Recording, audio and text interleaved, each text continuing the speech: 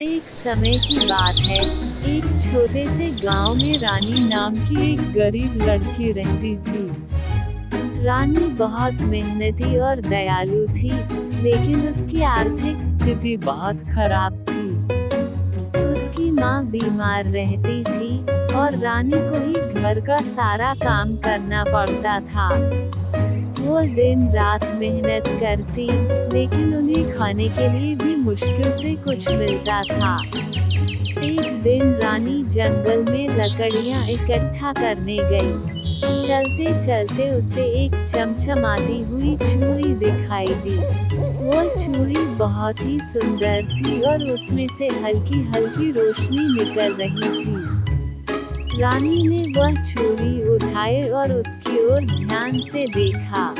अचानक एक सुनहरी धुंध के बीच एक परी प्रकट हुई। परी ने मुस्कुराते हुए कहा, रानी, यह छुरी साधारण नहीं है। यह एक जादुई छुरी है। जब भी तुम्हें किसी चीज की जरूरत होगी, तुम इस छुरी को पहनकर मुझसे कुछ भी मांग सकती हो। लेकिन याद रखना, इसका इस्तेमाल सिर्फ अच्छे कामों के लिए करना है। रानी ने परी का धन्यवाद किया और घर लौट आई। उसने अपनी बीमार माँ के लिए सबसे पहले छुरी को पहनकर दवा मांगी। छुरी के जादू से तुरंत एक जड़ी बूटी वाली दवा प्रकट हो गई, जिससे उसकी माँ ठीक होने लगी। रानी को बहुत खुशी हुई।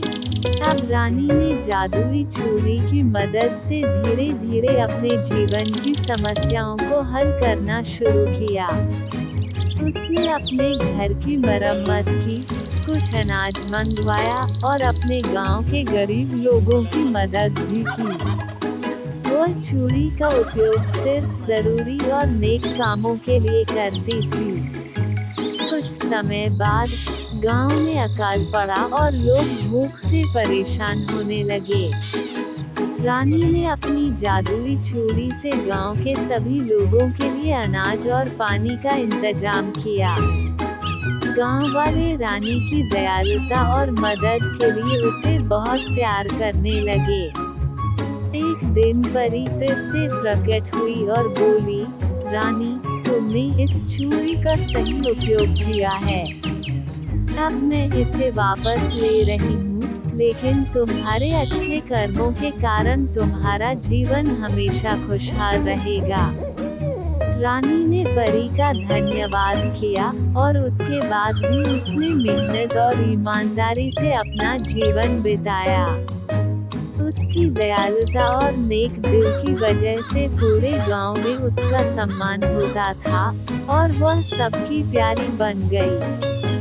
इस कहानी से हमें यह सीख मिलती है कि किसी भी शक्ति का सही इस्तेमाल तभी होता है जब हम उसे दूसरों की भलाई के लिए प्रयोग करें।